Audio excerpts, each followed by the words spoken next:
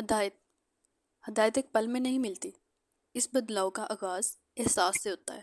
یہ سفر بہت طویل ہے، برسوں کا ہے، عمر بھر کا ہے۔ بظاہر کوشش نہ بھی ہو، لیکن دل ہی دل میں خود کو بہتر کرنے کی خواہش ضرور ہوتی ہے۔ لیکن اگر کوئی فلاح کی طرف آنے کی کوشش کرے تو ہماری سوسائٹی ہی ایسی ہے کہ ہم اسے اس کا ماضی بھولنے ہی نہیں دیتے ہیں۔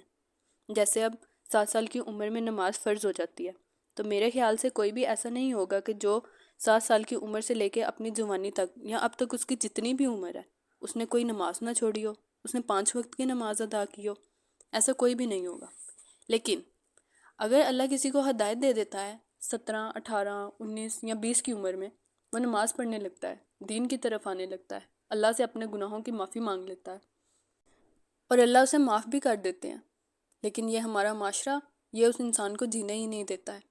جب وہ ہدایت یافتہ انسان نیکی کرتا ہے تو ہم اسے اس کے گناہ یاد دلاتے ہیں۔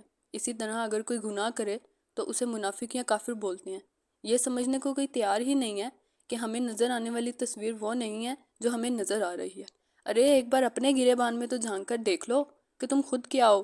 کیا پتہ جسے تم اس کے گناہ یاد دلا رہے ہو وہ اللہ سے اپنے ان تمام گناہوں کی سچے دل سے توبہ کر چکا ہو اور اللہ اسے معاف بھی کر چکے ہوں، اور اب اس کا مقام تم سے بھی زیادہ ہو اللہ کی نظر میں۔ اس لیے دوسروں پہ تنقید کرنا بند کرو، اس کے ماضی کو یاد دلانا، اس کے گناہوں کو یاد دلانا بند کرو۔ اگر اللہ نے اسے ہدایت دی ہے تو اسے اس قابل سمجھا ہوگا تو اسے ہدایت دی ہے، کیونکہ اللہ تعالیٰ اپنے بندوں کو جانتے ہیں، انہیں پہچانتے ہیں، ان کی کوششیں دیکھتے ہیں، ان کی نیت دیکھتے ہیں۔